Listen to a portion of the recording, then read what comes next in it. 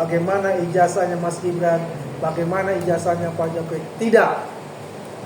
Tujuan utamanya adalah ingin mengacaukan pemerintah ini dan mendowngrade serta ingin mengganti Mas Wapres Gibran Raka Buming Raka dengan quote unquote jagoan mereka. Siapa jagoannya? Kita cari sendiri. Tapi juga kemarin juga ada yang mendatangi ke Mabes Polri membawa salinan KPU udah kalau salah Bonita Asyar lahir. Nah itu juga fakta juga Bang, banyak berita bahwa ini akan bukti bahwa ijazah di Jokowi tidak terdata atau apa. Jadi kalau kita bicara ijazahnya Jokowi, ya yang dia ambil dari KPU, ya itu malah membuktikan bahwa ijazahnya beliau ada, bahwa ijazahnya beliau itu asli, bahwa ijazahnya beliau diterbitkan oleh UGM dengan apa? Legalisirnya itu loh, ya kan? Itulah legalisir itu artinya sama dengan aslinya, gitu. Jadi kalau setiap melakukan kegiatan yang sifatnya pertama mau jadi pegawai negeri, ya harus ada namanya legalisir, ya kan? Kemudian mau jadi anggota dewan, mendaftar apa? Ada legalisir. Itu adalah mewakili dari ijazah asli itu, gitu. Jadi itu perlu dicatat untuk masalah itu. Bang, sedikit. Ini kan kemarin juga perihal tentang adanya isu bahwa Pak Roy sendiri sudah ada jadi tersangka. Sekiranya mungkin ada info tidak Bang, perihal kapan akan terjadinya jemput paksa atau bagaimana sih? Kan kalau kemarin Pak Kapolda mengatakan nanti ada surat. Dari Kepala Bareskrim yang mengatakan ada surat yang akan diberikan kepada mereka. Memang kan prosesnya begitu. Diperiksa kembali dalam statusnya beda. Kemarin status terlapor sekarang jadi status tersangka. Nah di situ dilihat dari pasal mana yang dikenakan yang paling berat misalnya. Pasalnya rupanya 5 tahun ke atas, ya wajib ditahan. Ya kan? Katakanlah undang-undang ITE pasalnya kan dipakai, wajib ditahan. Makanya saya bilang, selalu katakan, baik-baiklah dengan istrimu, makanlah yang enak, ya gitu loh. Ataukah ya berenung gitu loh, ya kan? Wah saya bikin salah apa ini, kan begitu. Nah, jadi siap-siap, kalaupun juga nanti diperiksa, ya kalau bisa bawa koper sudah ada di sana. Jadi nggak merepotkan ya istri atau keluarga di rumah. Oke. Bang, berarti memang sekiranya sudah ada dapat bocoran kapan akan adanya jemput paksa atau bagaimana nih dari Bang? Ya kita tidak bisa katakan jemput paksa. Itu kan pasti kan ada dikirim surat. Panggilan. Kan nggak salah 1, 2, 3 kan ada panggilan itu. Berarti kemarin baru panggilan pertama atau bagaimana? Itu kan baru pengumuman. Oh baik. Kemarin mungkin minggu depan ada surat panggilan, ya kan?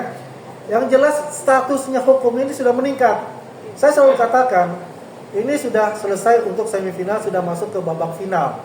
Babak final itu apa? Yang nanti babak final itu adalah pertarungan antara tim kuasa hukum Pak Jokowi dan tim kuasa hukum mereka. Itulah babak final dari situ. Pemenangnya, ya nanti ada nggak status hukum ingkrahnya seperti apa? Kalau menyebut kata kemenangan, tapi kemarin berpihak dari lawyernya Dr. Tipa juga perkara nasibnya 8 tersangka ini mencari-cari pasal-pasal. Nah, Abang melihat itu gimana? Pasal diseludupkan. Jadi begini, dia mau ngomong apapun, mau bicara apapun, berbusa-busa apapun itu haknya dia. Tapi yang jelas itu patokan kita adalah Kepolisian Republik Indonesia yang bekerja selama 7 bulan ini menuntaskan dengan hati-hati, ya, dengan penuh kehati-hatian dan juga bukti-bukti yang dikumpulkan. Bayangkan 130 saksi, baik pelapor maupun saksi ahli, kemudian 500 lebih barang bukti, sedangkan 2 barang bukti saja, ada saksi ahli, ada saksi pelapor, sudah clear and clean, itu selesai, kan begitu.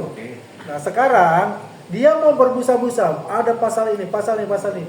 Kemarin lu kemana aja? Satu, kedua, akhirnya apa? Anda yang namanya lawyer ini mesti memberitahu kepada kliennya, jangan berbicara yang macam-macam lagi, membuat suatu gerakan-gerakan yang justru akan menghancurkan dari mereka. Kenapa saya katakan itu? Karena sudah bias, bukan fokus ke ijazah Pak Jokowi, tapi sudah bias dari ijazahnya Mas Gibran, yang namanya juga ijazah yang di dalam kubur. Itu pun juga dibuat-buat oleh mereka.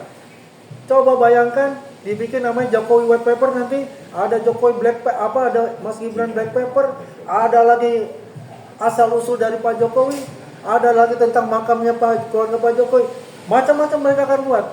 Apa sih dia mereka cari? Mau jualan buku? Jualan buku aja di sini nggak laku. Coba, akal waras kita tuh hilang. Heran buat kita ini. Maka saya bilang ini mitomania, penyakit. Oke, indikasi dia berstatement kemarin saya telepon bahwa harus belajar dulu tuh Projo dengan pasal-pasal penangkapannya, kasusnya.